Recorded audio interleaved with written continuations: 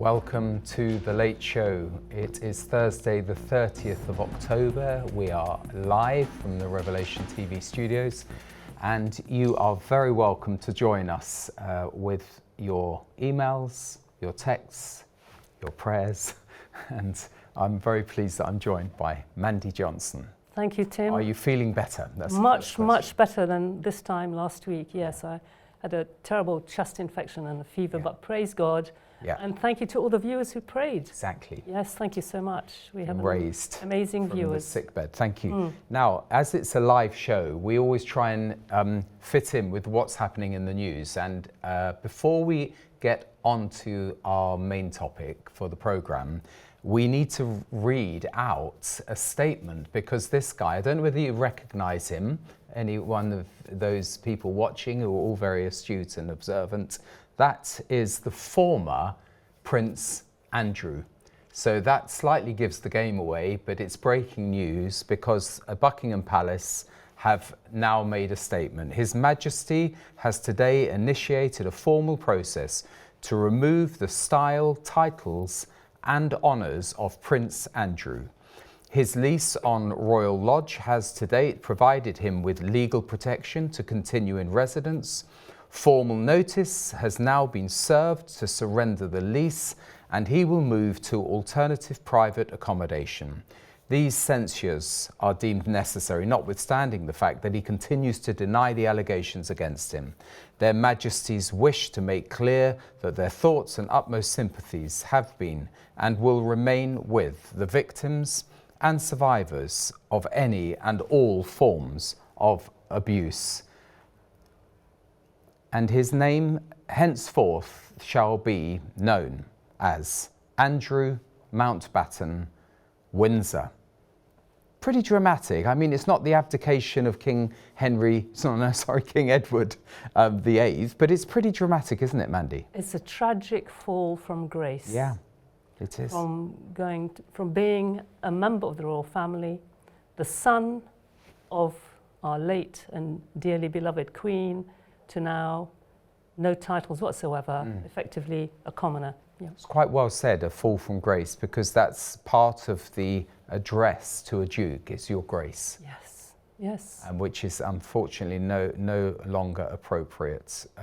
They have taken swift action. They're separating themselves, desperately separating themselves from the disaster which is Andrew and Fergie and all of the media, the British media, quite rightly, which is their job, have focused on all of the inconsistencies, and it looks as though he's been exposed in more ways than one.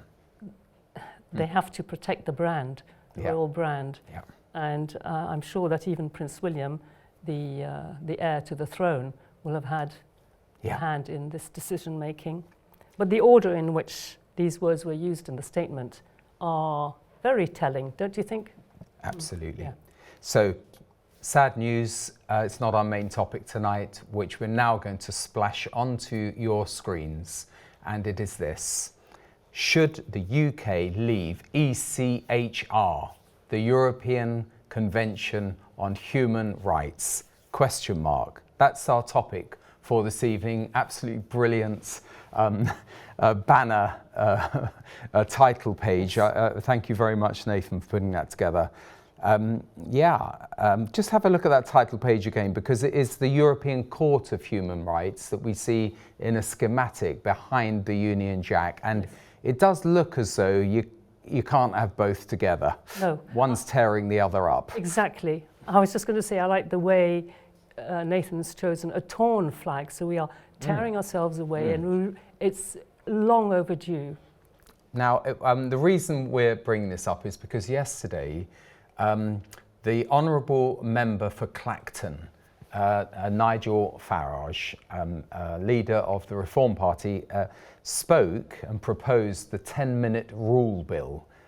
Yesterday, there was a load of grinning among the Lib Dem MPs. The Labour Party hardly turned up at all. I think they sort of thought, we're not going to give him any oxygen, so we're not even going to turn up in the chamber.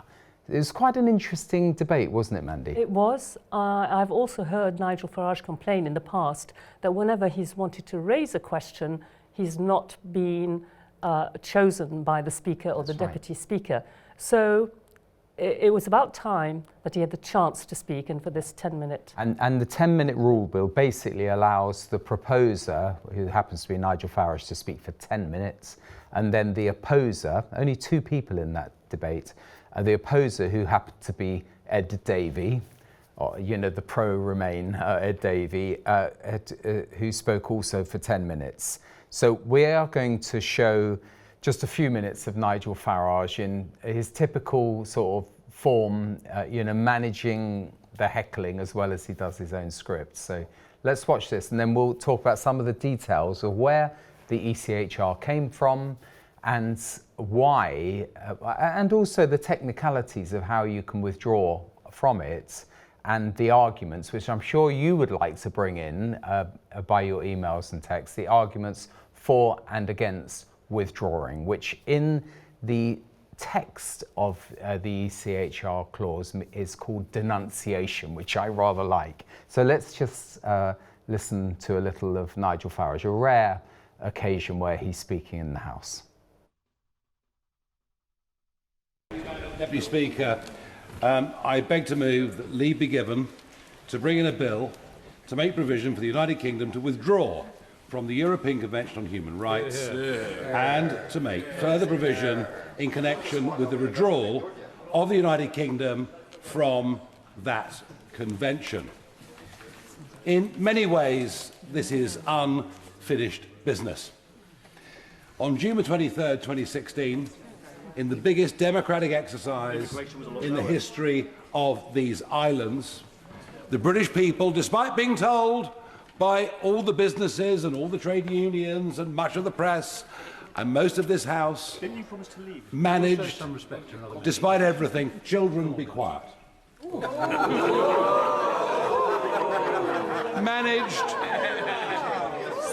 managed. Order. I will be responsible for maintaining order in this chamber. Nigel Farage. Yes, Madam Deputy, I'm sure you will allow me the opportunity to continue to try and say something without such constant interventions, and I thank you for that. And we voted clearly by a massive margin for the British people to bring back the sovereignty. And by the way, what makes me laugh about this isn't just the sovereignty of this country, it's the sovereignty of this very chamber and the people within it, to bring power back to this very place, and that is what we voted for. Now, I believe that Brexit cannot be complete all the while we're subject to a foreign court and frankly, a piece of legislation brought in by the Blair government upon which judges can choose their own political interpretation. We are not sovereign all the while we are part of the ECHR, the European Council and its associated court. It's as simple as that. And do you wonder, it's marvellous to see the intellectual levels of debate in this place, it really is. Do you wonder that out in the country there is growing frustration? Order. Can I remind members that the honourable gentleman has a 10-minute rule bill in front of this House and should be listened to without interruption. Nigel Farage. And we go on, of course, to horrendous stories, particularly under Article 8, the right to a family life. Well, whose family? The families of British people, or the families of those who've come into Britain, in some cases illegally, and then been waved through? Some of it is disgusting beyond belief. A Pakistani child sex offender dodged deportation on the basis that his removal would harm the children that he'd had in this country. And this goes on and on and on. Brazilian murderers, rapists, many others who claim under Article 8 the right to a family life. Well, what about British families? Yeah. What about their rights? Right. Yeah. What about their freedoms? What are your priorities here as members of this place? Now, of course, we'll be told that by leaving this completely outdated 75-year-old convention, and by the way, I fully understand why, in the 1940s, this was signed up to, because the other European countries did not have constitutions, did not have democracies that could pretend them against, that could prevent them going into extremism. But it's now completely outdated. We are not Russia. We are not Belarus. Indeed, countries like New Zealand, Australia, Canada. Nobody in this room would say they're barbaric or backward countries. They defend freedoms, but I don't defend state-given human rights, because they can be taken away by the very state that has been given to them in the first place. I've never seen so many Liberal Democrats in all my life. I've seen mine.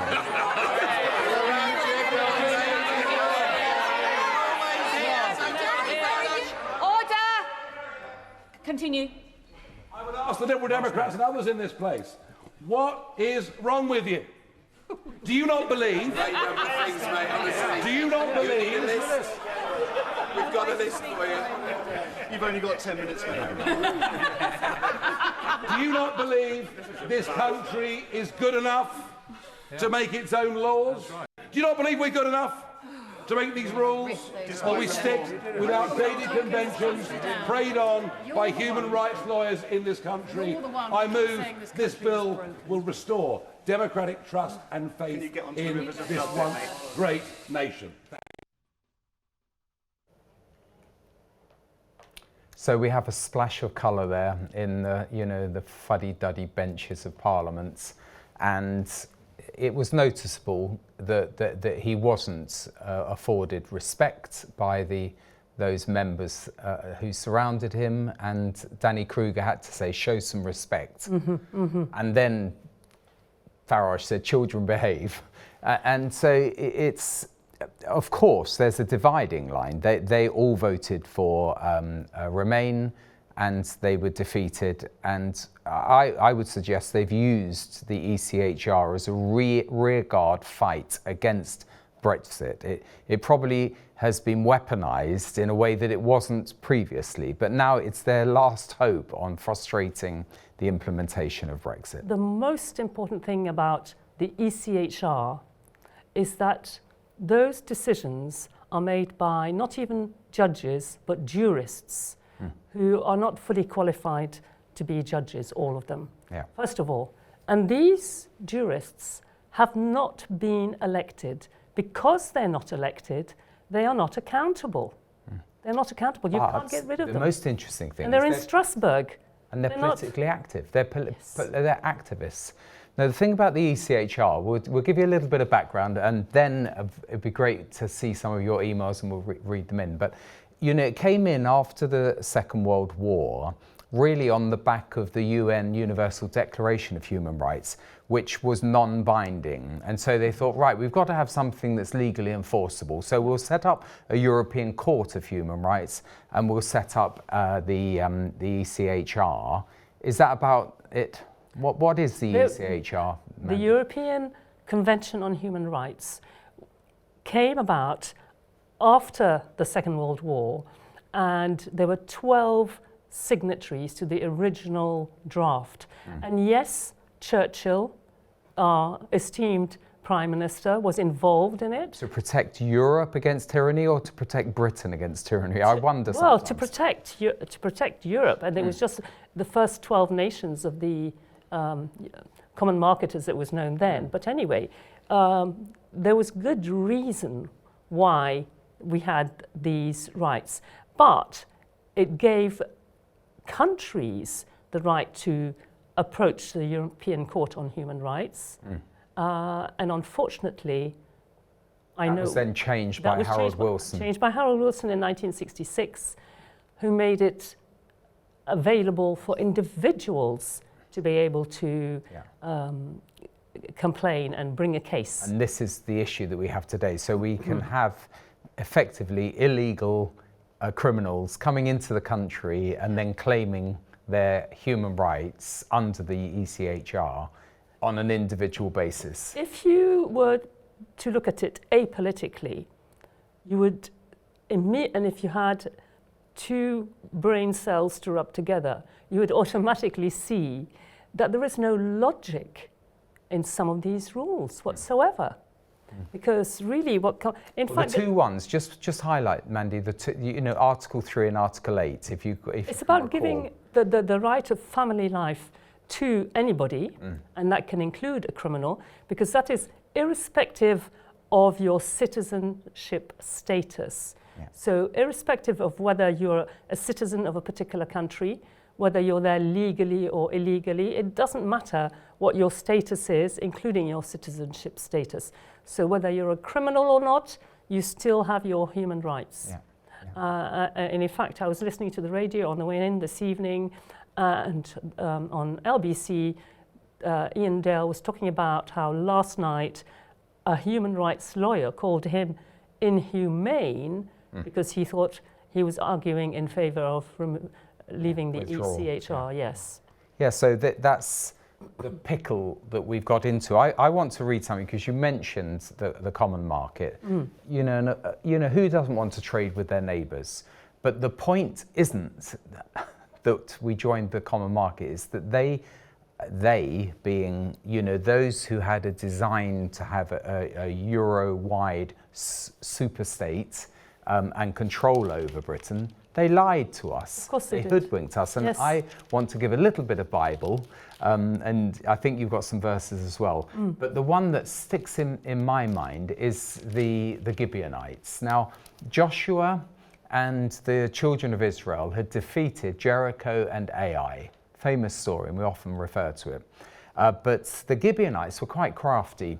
So they thought, well, they're neighbours, by the way, of Israel. We don't want Joshua to do to us what he did to the inhabitants of Jericho and Ai. So they resorted to a ruse. That's what's happened, is we have been taken as fools, and we've been hoodwinked by these, the Jacques Delors and others of the post-war era, who basically said to Britain, don't worry, it's just a common market, it's just trade. And before we knew it, it became the European Economic Community. And then, almost overnight, it becomes the European Union.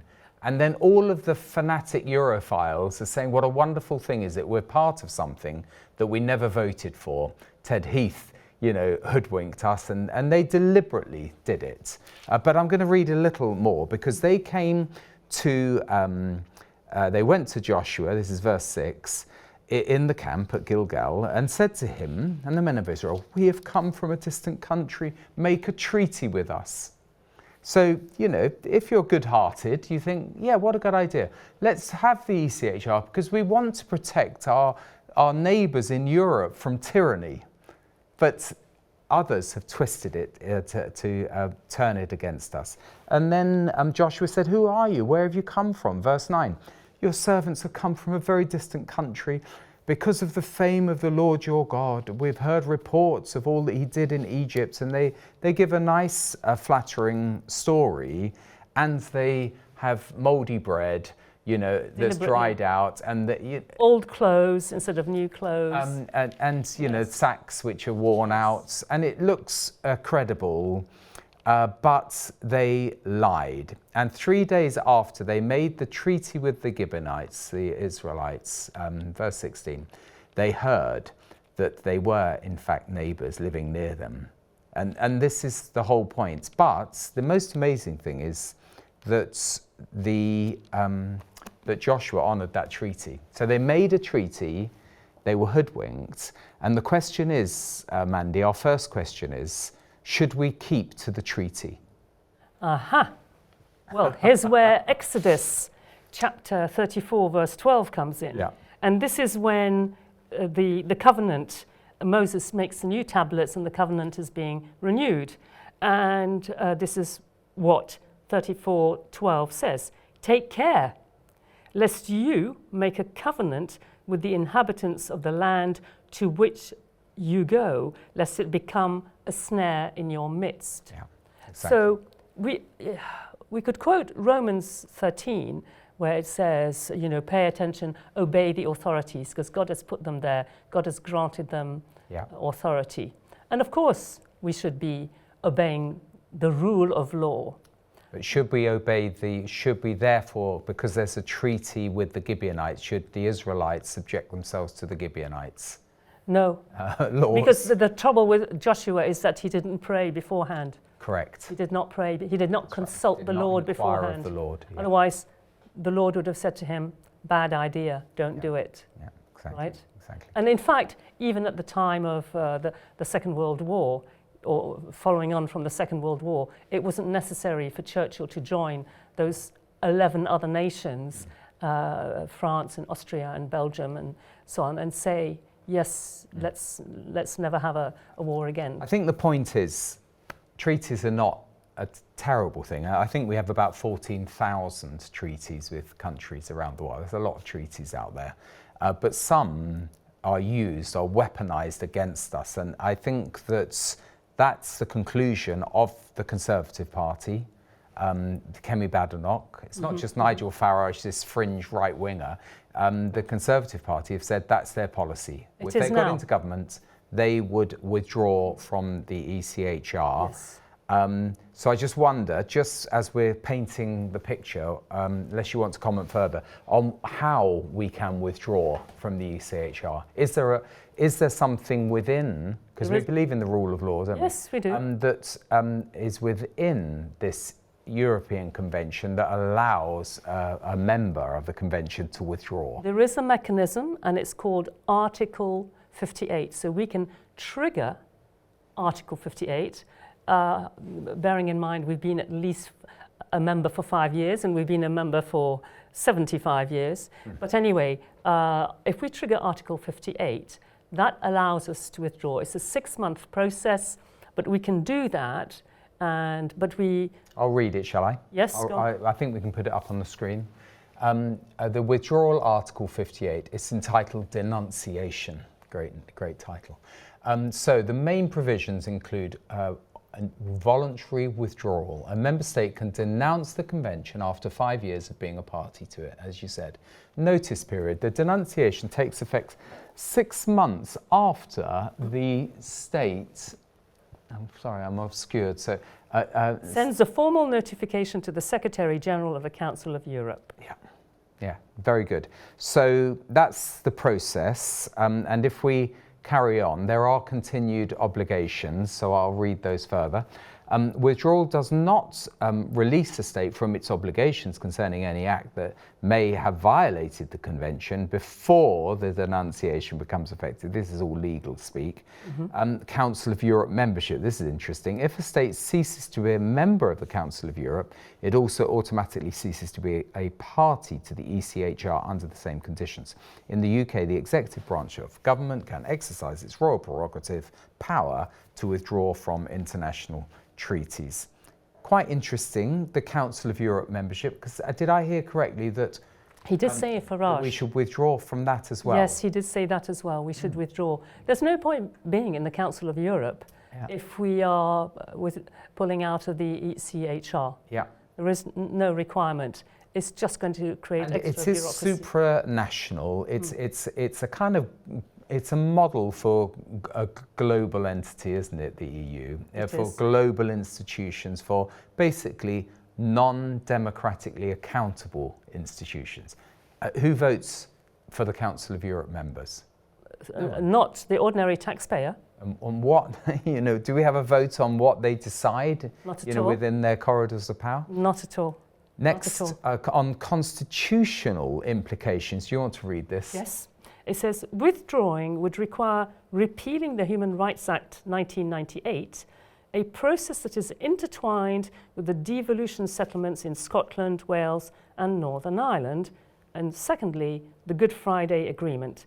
The convention is directly referenced in the Belfast Good Friday Agreement and withdrawal would jeopardise the peace settlement in Northern Ireland. Could. Allegedly. Correct. Okay. Correct. If you speak to barristers from renowned chambers and think tanks, they're saying when it comes to the withdrawing from the Human Rights Act 1998, we would have to repeal that.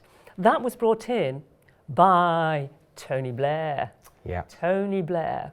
So Tony Blair basically further enforce and embed the ECHR into oh my our law. goodness, of course he was a barrister, and he openly said at the time, leading up to this, he said, let's have a revolution. We can have a quiet revolution. A revolution can take different forms, he said. Yeah. And in fact, that is what he'd planned to do. Yeah. And by, up until then, we had the ECHR, where you had, if you like, the European Convention on Human Rights. We didn't have to follow it. But the minute he brought it into UK law, correct, then suddenly we lost all our jurisdiction. Yeah. And he's the one who also got rid of the law lords and created the Supreme Court. Yeah. So he completely changed the way we carry out our legal proceedings in this country. So the Good Friday. I'm just going to read some viewers, if I may, and then we'll pick up on the other points. So this is from Tracy in Dundee. I think we should leave the ECHR. They have too much power over decisions. We should be able to have control of ourselves. I wish you good health, Mandy. I didn't know you've been unwell. I'll keep you in my prayers. Thank you. Paul and Ruth, good evening, and shalom, Tim and Mandy. Great to see you back well and refreshed. We believe that we should remove ourselves from the European rules completely. We voted to leave the European Union, period. The majority voted for an independent British empire you have here. There's not much left of it, I'm sorry to say. Our government has failed to deliver a majority votes. Instead, the Labour government seems to be backsliding into the European trap of being manipulated by Brussels. Thank you, Paul and Ruth, for that. And thank you for the verse, Psalm 150, verse 6. Yeah. Paul and Ruth, thank you. This is from Libere. Concerning the UK leaving or staying in the ECHR, if our lawmen think they have something good to offer to them, then we should stay in. Let us sow a good seed of righteousness into our region. Okay, so that's interesting. I mean, we have had a great influence over Europe positively, but it's sort of boomerang back on us, where we've liberated Europe and they've shackled us. Yes, that's a very good point, very good point. And I remember David Cameron, when he went to speak with Angela Merkel, before the referendum, he'd already been to speak with her 21 times. And he said, this time I'm going to go. And if I can't get the EU to reform their ways, to persuade the British public that we must remain in the European Union, we'll have a referendum. He said, I myself will vote in favour of the referendum if I don't get Mrs. Merkel, Frau Dr. Merkel actually, to change her mind. And he came back from that 22nd meeting with her, having not persuaded her to change her mind. And he did vote to remain, of course. Big mistake for him politically. Yes. Well, but he misjudged the mood of the country. There's a little bit of hubris because of the Scottish independence referendum. He thought, I can pull this one off as well. Yes. You know, I can manipulate the media, they're on board, BBC are on board. Yes. You know, we can have EU flags flying all the way around Westminster, you know, to make it look as though we are part of the European nation. And it was a takeover bid. I don't think they had the nation's best interests at heart. Yeah. Sylvie writes, hello both, thank you for your great and honest programme. I've just watched your clip of Nigel in the House. I can hardly say how I feel about the dreadful way the MPs were behaving. And to think taxpayers' money pays their salaries beggars belief. I am all for coming out of the ECHR. People voted Brexit. We can be a great independent country. May the Lord help us. Indeed. Indeed. I rudely interrupted you with, No, I was just viewers' emails. What were you going No, to say? well, on that slate, it just said the Good Friday Agreement. Yes. It may jeopardise the Good Friday Agreement. And the answer is the Good Friday Agreement has already had modifications to it. You had the Stormont Agreement, you've had a referendum on Northern Ireland and the Republic of Ireland, you've had the Windsor Protocol. So it's been modified quite a few times. So all we'd have to do is modify it. And the other thing is, again, it's being used as a stick by the EU to beat us, and they tried to use that, the Good Friday Agreement, to frustrate the whole of Brexit. Absolutely. So it's just another trick, well-worn path. Let's say it's going to cause the Troubles to return to Northern Ireland. There's a lot more going on in Northern Ireland than just a connection with the EU. Yes, and the minute they start using threats, you have to question their motives. Yeah. Exactly. So I'll keep reading. Next one is from Marilyn. She just says, look, evening Tim and Mandy, they were very disrespectful in the House of Commons. They behaved like children. It saddens me. And then Nick writes, Nigel Farage speech. These people are supposed to represent the country. I've seen children who behave better than these so-called adults who keep interrupting his speech. The speaker was totally ineffective in controlling them. No wonder this country is plunging to the deepest depths. This practice infects so-called interviews by lauded so-called experts who ask questions but don't wait for an answer. You're quite right, Nick. I was subjected to the same, you know, and they think that they are the prima donnas and they have the rights, the power, and it's as though they are the democratic representatives of the people, which they're not. They're scrutinizers. And they are setting a very poor example, a very poor example to any aspiring politician. Yeah. Libere writes again, she just says, the Bible tells us that dissensions are not of the Holy Spirit, Galatians 5:20. With God, we have the spirit of power and love. Yes. I do agree 100%. The EU has been a very divisive force. It was born out of deception. You know, the Treaty of Rome was signed in the remains of the Temple of Jupiter, no less, which was the Temple of Zeus. Their founding myth, you can just go Google it, Libere, their founding myth is the rape of Europa by Zeus. That's why it was signed there in the Temple of Zeus. Yes. And they love the mythology of the Greco-Roman mythology more than they love God's word and the Christian heritage of Europe. And speaking of Roman mythology and Rome, so we have the rule of law based on the Magna Carta, the rule of law which is followed by the Anglosphere. And it's a sophisticated legal system. It's been implemented and emulated elsewhere in the world, first of all, but then you have others that follow the Roman system. And it's a completely different system. Yeah.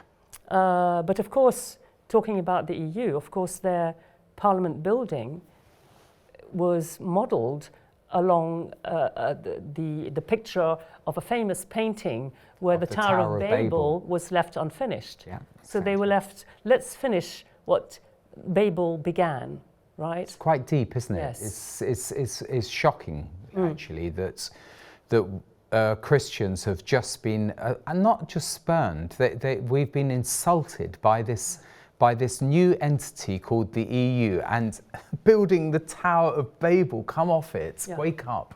Not only that, but something else Nigel Farage said in his speech. He talked about state-given rights.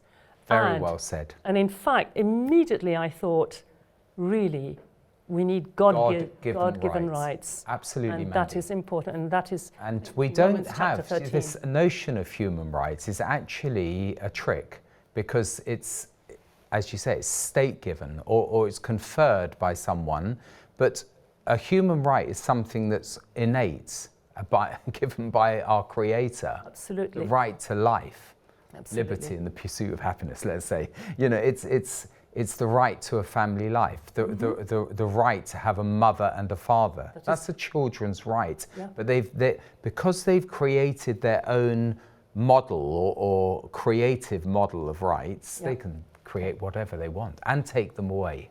And that's such a good point. Yeah. Should we have a look a little more on our slates? One is the final one of the three, which is if we leave the ECHR, what happens? Do you want to read it, Mandy? Well, it says leaving the ECHR could provide grounds for the EU to terminate parts of the trade and cooperation agreement with the UK, specifically regarding criminal law enforcement. It's another scare tactic. Oh, it's my goodness fear. me. It's Yes. fear to say, oh no, criminals going to run riot because we leave the ECHR. No. Do they run riot in Australia, New Zealand and all the other countries that aren't part of the ECHR? Of course not, of course not. And not only that, but as it comes to the trade agreement, we've just signed a trade agreement, Starmer, our Prime Minister, has tried to sign an agreement with the EU. And so I don't think trade with the EU is going to suffer. Yeah. Now, let's have a look at the graph. What happened in the votes on Nigel Farage's proposal for the UK to leave the ECHR? By party, it's got basically, it wasn't actually by party, but the Conservatives voted in a large block alongside Reform and the Unionists, parties from Northern Ireland. Do you want to just read out the results? The ayes and the noes. Okay. So the ayes had 95 votes according to that graph, and the noes had 155. And of course, Ed Davey, Keir Starmer, I didn't see him in the House, but Ed Davey did give the opposing speech, and of course, it really is only the Conservatives, Reform and the DUP who were in favour of withdrawal, but the DUP, interesting. I'm pleased that it's been that there's been a discussion and it's been laid down. Yes, What were you going to say? of course that'll go down in the Hansard reports. Yeah. So, and in this modern age of technology, people can watch it again if they want to. But yes. I went through because I like to see names of members of Parliament, so I went through the list. It was quite interesting to see that they, pretty well the whole of the bulk of the Tory party voted in favour of their leader, which is let's leave the ECHR. A couple of years ago, you couldn't have imagined that. Well, I did watch the hustings when they were choosing a leader to replace Rishi Sunak. And Robert Jenrick said he wanted to leave the ECHR, and Kemi Badenoch said, no, I don't think it's a silver bullet. And in fact, she was being interviewed live this evening on radio, and she said, yes, I now want it to be policy that we leave the ECHR. However, you have to follow that through sending in the Navy to get rid of to take the migrants, the illegal migrants, back to France. Yeah. We've tried that. She said it doesn't work. Yeah. So well, that's the other thing they say. They say, well, we, by leaving the EU, we've lost this sort of bilateral agreement that you can send the migrants back. But actually, it didn't happen. It wasn't. It was honoured more in the breach than the observance. What Nigel Farage has achieved, he's really changed the zeitgeist in the country, and he really has created an awareness. There was already an awareness, but he's made it so much so important that, or so important rather, that the other parties are talking about it as well. Just while we've got Keir Starmer on the screen, it's noteworthy that he has now fallen as Prime Minister below Nigel Farage, because we've known that Reform have been riding high in the polls, but Keir Starmer, his popularity is plummeting. Bearing in mind, it's not long past a year he's been Prime Minister, And Farage, as an individual, let alone Reform as a party, is now being, in the opinion polls, above all the other potential prime ministers. There was a YouGov poll a couple of days ago, and in the YouGov poll, Nigel Farage gained 36% approval amongst people. So they were told, if there's an election, general election tomorrow, who would you vote for? 36% said Nigel Farage. 26% said...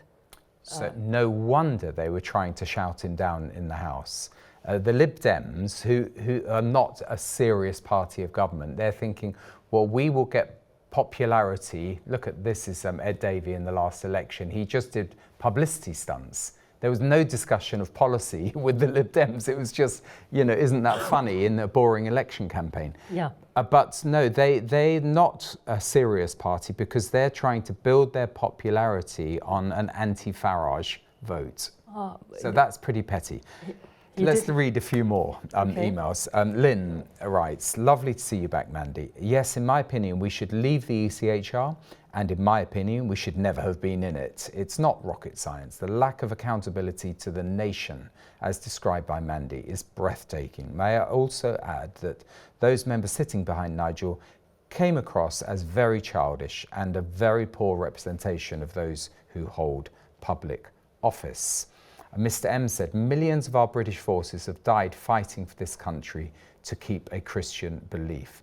That is factually and historically correct, Mr. M, because the army education departments in the Second World War handed out the British way and purpose for soldiers to understand what it is we're fighting for.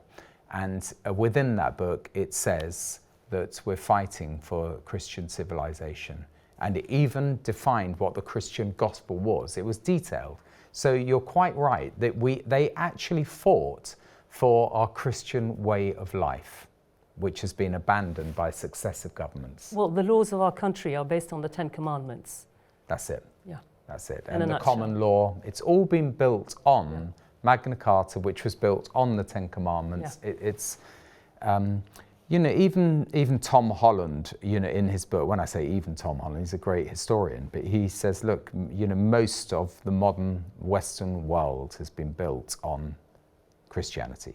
Exactly. And the influence, even human rights as a concept has been derived from Christianity. Absolutely. Social concern, social care has been derived, but they've decided to plagiarize it and then ignore the source.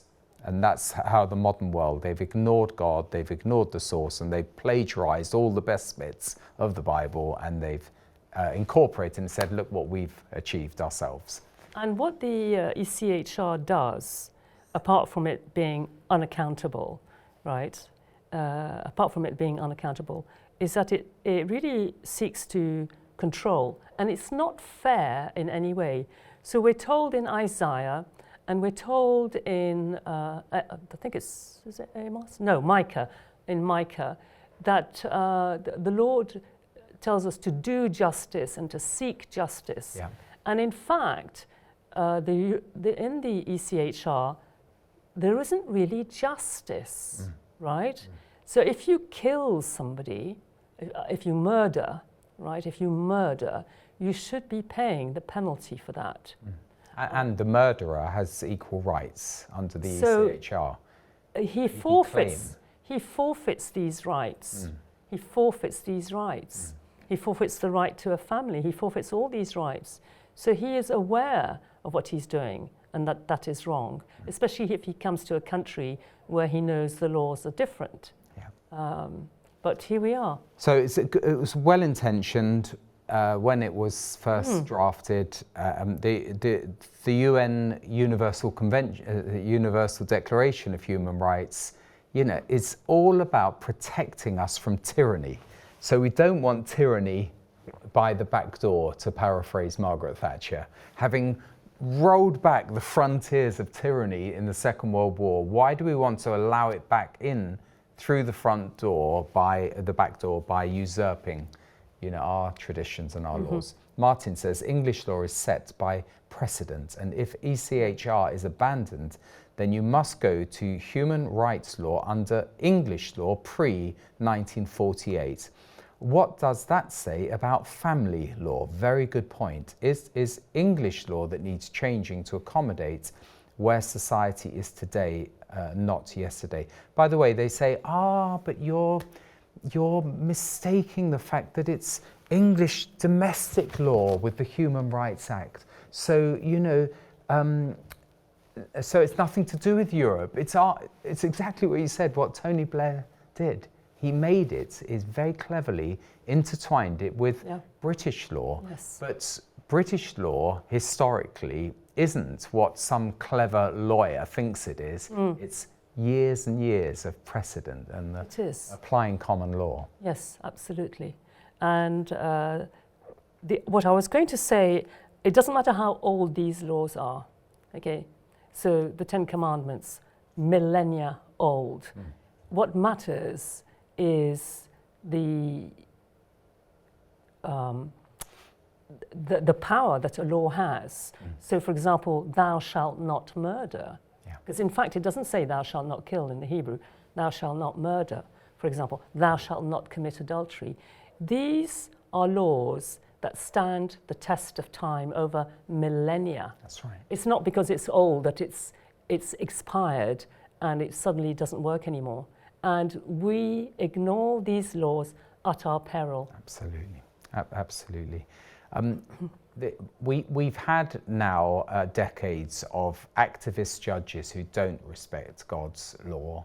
And there was this guy called Thomas Bingham. And I remember he was the Master of the Rolls. And I remember the Baroness Hale, who was at the Supreme Court when she stood against Boris prorogating Parliament. And I thought, I don't know a lot about Baroness Hale, but she was the spider badge, brooch lady. But she was hailing, and lauding Thomas Bingham. So I thought, well, I'm going to look up Thomas Bingham. And Thomas Bingham said this, that the rule of law, as I understand it, he was a senior, he was the one responsible for the Supreme Court of Britain to come into being. The rule of law, as I understand it, is the nearest thing we have to a universal secular religion. In other words, secular being nothing to do with the Bible. He said it himself. And so I don't have any respect when people say, it's a British value, the rule of law. What law? Exactly. What law? I'm not coming under some bogus rule of law, which is actually fraudulent and deceitful. And it's just like the Gibeonites. No one knew that they were doing this. And the whole point of Magna Carta, is because King John at the time was taxing the population, going to war and going on endless wars. So it was to hold the monarch and to show that the monarch was not beyond the law. And so exactly. It's to make the monarch, and in our day, not just the monarch because we have a constitutional monarchy, but to make the government accountable in all matters, including taxation. Taxation. Exactly. So and he tried to abolish it, having signed it. So having signed it, then his son Henry III then reinstated it, and his son, grandson, Edward, put a seal on it. Yes, Edward the First, then also made sure that it was going to be enacted. Yeah, praise the Lord. Neil writes, thank you, by the way, everyone who's written in. It's absolutely brilliant and good points that you're all making. Neil writes, the irony of the ECHR is that it is used to protect the rights of illegal non-Europeans over the rights of native Europeans. The calibre of our MPs is dire. There isn't one statesman among them, except possibly Danny Kruger, who seems to be Prime Minister material. I totally agree, by the way. That's what and you I were don't saying, want to actually, cause trouble for Danny Kruger. He was sitting there beside Nigel Farage. He turned to those Lib Dem lightweights and said, just show some respect, will you? And he is a Christian guy. He came to the Lord through reading Mere Christianity by C.S. Lewis. He's got depth. If you want to look on YouTube, the speech he gave, setting out our Christian traditions in Parliament to an empty house, but he got it on record. He's a really great guy. He's a great guy, and I support him very strongly as long as he stays on the straight and narrow. Absolutely. Dean writes, please can you pray against the satanic evils of abortion and assisted suicide in Britain and around the world? Yes, we're doing it all the time, Dean. It is, in my humble opinion, and as we say, you know, there may be other people with other opinions out there, but I think it's a scourge on our nation and the modern world and civilization when you have 100 million, I think it is a year now, worldwide, aborted stomach babies. churning. The most vulnerable are aborted in the womb. And now we've passed that law. It's not a part of our topic tonight, but we've passed the law that it potentially can be up to full term. It's an absolute scourge. Dreadful. Barbara writes, in the discussion tonight, Mandy referred to Romans 13, which many Christians use as a reason for not opposing evil leaders. The narrative went along the lines of, we only preach the gospel. This happened in the Lutheran Church in Germany, but even their founder, Martin Luther, said, if you preach the gospel in all respects, with the exceptions of the issues of your time, you're not preaching the gospel at all. The response of Peter and John, when told they could not preach, said, we will not disobey God. That's right, it's in Acts 4. You know, we'd rather obey God than man.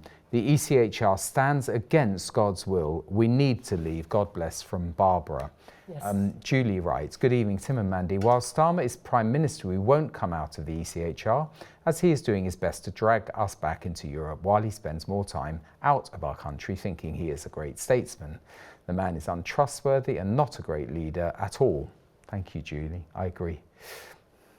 A few more emails, but if you've got other comments. I was going to suggest that the viewers, what they could do, when they write to their MPs, write to your MP, do not send an email. Use actual paper and write your letters and tell your MP that we want to leave the ECHR. It really matters. Yeah. And the reason it matters is because their jobs are on the line. Yeah. We've got, in May next year, we've got local elections in several parts of the country. Yeah. And so write to your, and when he or she sees or receives sackloads of letters, they'll be obliged to do something about it. Yeah.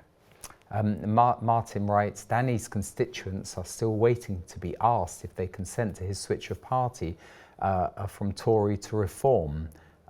Thanks for that, Martin. I think the point is, in the Representation of the People's Act, people are voting for a representative and not for a party. It just so happens that the parties have the power to campaign and organise, and so folks can be confused. But actually, he's legitimately the Member of Parliament for the Wiltshire, North Wiltshire or South Wiltshire constituency. So he has every right, as Churchill did, until the next election to stand and continue to be their representative. Indeed. Yeah. It's a fair point to argue, though, and it's his decision. Good evening, Tim and Mandy. This is from Brian. Speaking of the rape of Europa in Greek mythology by the bull, Zeus, coincidentally, isn't Ephraim represented by the ox or bull? Is it also a coincidence that the EU flag has 12 stars on it, which could be a reference to the 12 sons of Israel? And Ephraim is not mentioned in the book of Revelation as one of the 12 apostles of Jesus Christ. So the 12 gates also representing Israel are not actually named. Could this also be a reflection of on the EU flag, who have also fallen away from Christianity? Interesting point, as always, from Brian. folks can replay. I read the email quite quickly, you can replay it. Martin says there's no such thing as British law, it's the law of England and Wales. Yes, you yes. are quite correct. Yes, because there is Martin. Scotland is separate.